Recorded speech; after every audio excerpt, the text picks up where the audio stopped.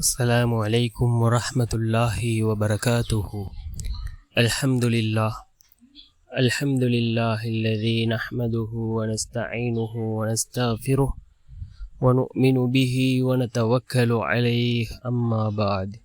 அன்பிற்குரிய அல்லாஹ்வின் நல்லடியார்களே, அன்பு சகோதரர்களே, நாம் தொடர்ச்சியாக பார்த்து வரக்கூடிய துஆக்களினுடைய திக்ருகளினுடைய தொகுப்பில் இன்று நாம் பார்க்க இருக்கின்ற விடயம் என்னவென்றால், இன்றைய தினம் ஞாயிற்றுக்கிழமை அசருடைய தொழுகையை தொழுதுவிட்டு நாம் இந்த துஆவை 313 தடவை ஓதுவோம்.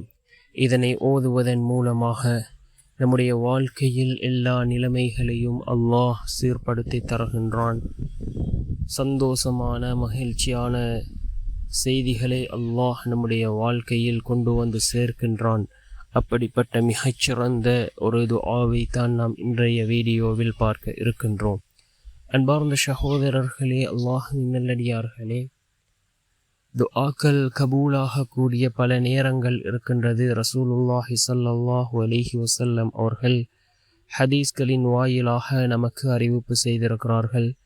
தஹஜ்ஜத்தினுடைய நேரம், நாம் தஹஜ்ஜத்தினுடைய நேரத்தில் கேட்கக்கூடிய துஆ அல்லாஹ்விடத்தில் கபூலாகின்றது, மறுக்கப்படாமல் அங்கீகரிக்கப்படுகின்றது என்று கூறினார்கள் அருமை நாயகன் ஸல்லல்லாஹு அலைஹி வஸல்லம் அவர்கள். அதே போன்று ஒவ்வொரு ஃபர்வான தொழுகைகளுக்கு பின்னாலும் நாம் கேட்கக்கூடிய துஆ அல்லாஹ்விடத்தில் கபூலாகும் என்று கூறினார்கள் ஸல்லல்லாஹு அலைஹி வஸல்லம் அவர்கள்.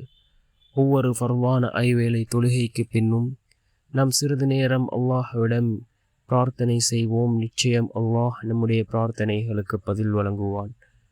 அதே போன்று இன்னும் ஏராளமான விடயங்களை ஹதீஸ்களின் மூலமாக ரசூலுல்லாஹி ஸல்லல்லாஹு அலைஹி வஸல்லம் அவர்கள் நமக்கு தெளிவுபடுத்தியிருக்கிறார்கள்.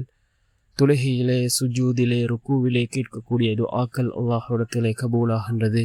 நபி அவர்கள் கூறினார்கள், ருக்கூவிலும் சுஜூதிலும் குர்ஆனினுடைய வசனங்களை ஓதுவதை விட்டும் நான் தடுக்கப்பட்டிருக்கின்றேன்.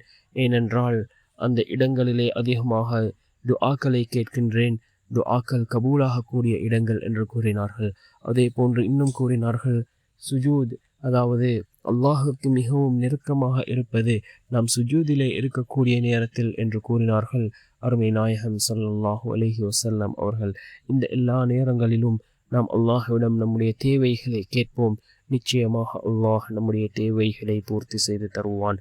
அன்பார்ந்த சகோதரர்களே, அல்லாஹ்வின் நல்லடியார்களே, அசருக்கு பின் நாம் இந்த துஆவை 313 தடவைகள் ஓதுவோம்.